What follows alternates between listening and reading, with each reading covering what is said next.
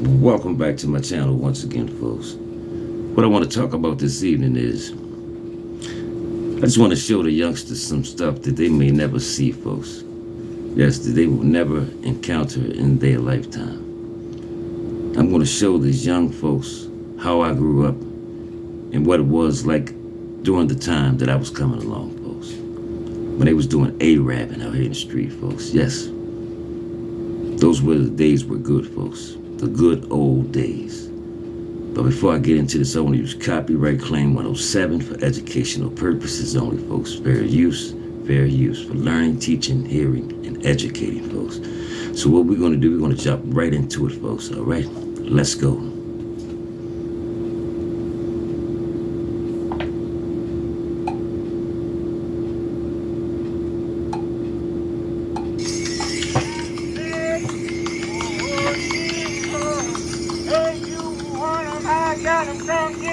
I got 'em ready today.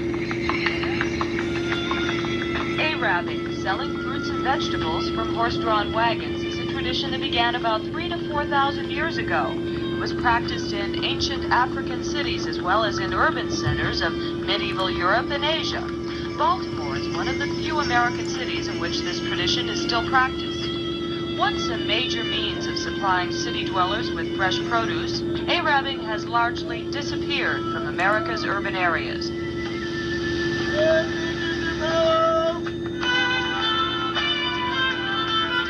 Every time we get a place where we got to stay, we always have to move on the calendar, urban renewal thing, you know. Albert Innes hires out horses and wagons and keeps a stable on Poppleton and Fairmont. Because of urban renewal, he'll be moving again for the 5th time. Give me straight facts. As far as it goes, it looks like it's fading away every day. Innes, that's telling the fake. I remember as a young kid growing up, they used to come through the neighborhoods howling out, "Watermelon, red to the rhino." Yeah, I remember that sound, folks. That sound is still ringing in my head. Yeah.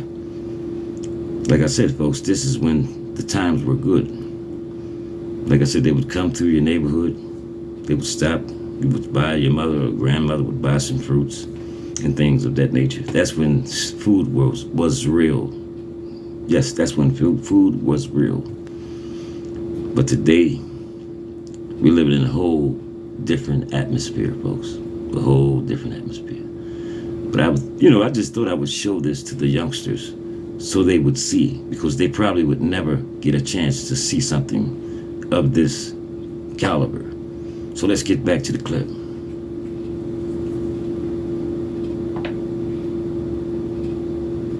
Clip on that because it is. Feel it and everything. Yesterday, I went down and bought a set of tags, the wagon, and it's just 83 in the whole entire city that's got tags that's, on these wagons. Where this time, about 2 years ago, would be at least three digits would be in the, like say 250 or so. That's how it's faded away. Many things have changed for the A-rappers. There used to be a time when they could go to a market for their produce on Pulaski Highway. But now the market has moved to Jessup, Maryland, too far for a horse and wagon to travel. But those who continue with the trade buy from trucks that carry the produce back to the city. Roland Freeman, a freelance photographer born in Baltimore and once an A-rapper himself, has dedicated his professional life to documenting black folklore and has probably the largest photo collection on A-rappers. My portfolio on the A-rappers or in Baltimore is sort of centered around that way of life in which I was raised and all of my family was raised. And it's that area of my life or that period in my life where I gained the values and the understanding of people, which enables me to do the different types of things I do today. My grandfather and my great-grandfather and my great-uncle, they A-rap because they came along at a time that black people just did not have the different alternatives available to them. And so if a man was proud and independent, he became self-employed and he did what he could do to make a living. And so A-rapping in the city Folks, we're going to have to get back to this. Making money on your own. Making your own money. Doing for yourself out here, folks. Because we all see how things are going right now. That's right. We all see how things are going and how this world has turned around, folks. Yeah, this was back in 1979, folks. Like I said, this is what I grew up on. Yeah. I used to see these fellas come through daily, through my neighborhoods all around the area. Yeah. They would come through maybe 2-3 times a week. Yeah. Yeah, but that was great. You know, you didn't have to go out and shop for your fruits because they would come through, folks. And you didn't spend a lot of money on these fruits back then and there. They had fruits, vegetables, all types of things, folks. Fresh string beans, watermelons, oranges, apples, pears, peaches, everything. But see, now, you can't even find real fruit, folks. All the fruits now, they have no seeds in them. Yeah. It's amazing how things have changed, folks. But see, like I said, all this stuff was planned by design, people. To hurt us. Yes, to hurt us, folks. And you know, like I said, it was all planned by design, the things that's going down today, folks. Let's get back to the clip. This is some real history, folks, that I will never forget. The Baltimore goes back to when the history of the city began. Hi guys, please stop paying to watch movies. Install this app and you can watch massive Sorry about movies that. for free. Arabbing in Roland's family began with his great-grandfather, Peter Janey, who was also a tugboat captain and a minister to a mixed congregation. His great-uncle, Handy Janey, had one of the largest produce businesses in the city, along with his partner, Elnora Williams, back in the mid-20s. Well, we just goes like this. I hit the numbers counter and bought a horse. So we decided that we would start Arabbing. Well, I hit the numbers again. I bought another horse. So after that, Mr. Janey, he bought horses. What? We ended up, we had 27 horses. I don't know if you've heard this, but I'm pretty sure you have. Most of the people around are saying that the Arabbers are just a bunch of crooks, a bunch of guys who run in and out of jail, a bunch of guys who steal when they're junking, and that they want them off the street. Now, what do you have to say about that? I can say that wasn't true. Because we never had a boy locked up. The whole time we had them on Arabbing wagons. Well, why do you think most people say Arabbing is dying out? I don't know. Maybe because a lot of people doesn't bother with it, maybe. The people that has children, they bother with Arabbing because it's cheaper for them. So in your That's eyesight, concerned, I don't see why it should die down. And I don't see why they should let it go down. And I don't think they will. Because now that when you see a team, they got little boys like y'all used to be on there with them still working. Now, when they get older, they will still continue on Arabbing. so you don't think it's going to die out? No, I don't. I think it'll be around when I'm gone and be a little longer.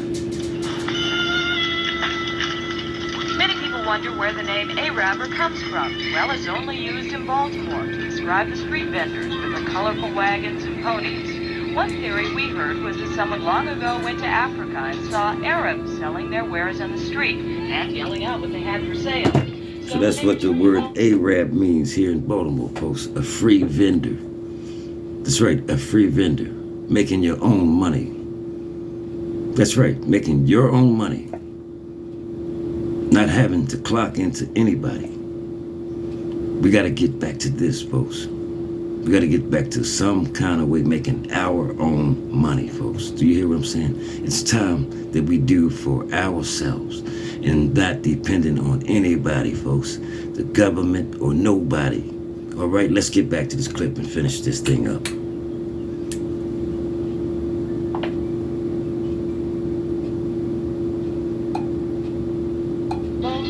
Started calling each other this strange name, which with time turned into Arabbers.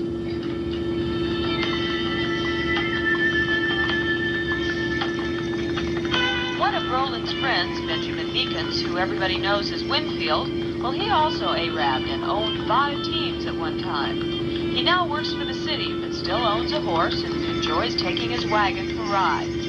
So what do you think about all this stuff that everybody's saying about the Arabs? Well, you're going to have people talking, you know, they don't care what you do. They talk about the president now. They don't know about the president. When they talk about it, some say good things, some say bad things. We ignore the fact. Because there's so many people we help. And this is a known fact. And actually, it's self-explanatory.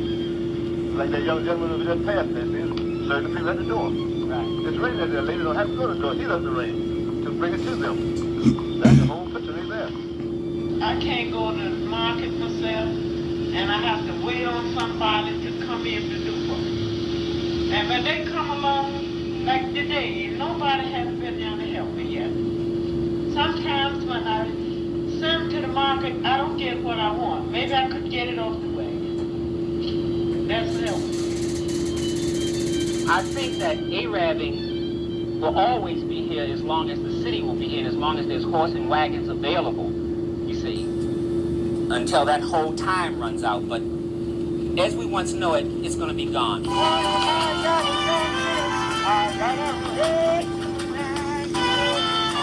If Arabbing were to end today, a lot of people like Priscilla Moses would have no way of getting fresh fruits and vegetables, and a lot of people would be out of work, and Baltimore would be out of a tradition that is as old as the city itself. We'll be back in just a minute.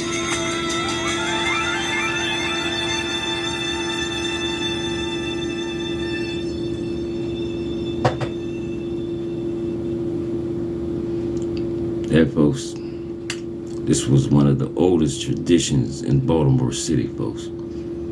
But I don't see a lot of them anymore. I haven't seen horse and wagon over 20 years, maybe. I don't see them anymore. I don't know what happened, you know. I really don't know what happened, what made them die out or die away. But this was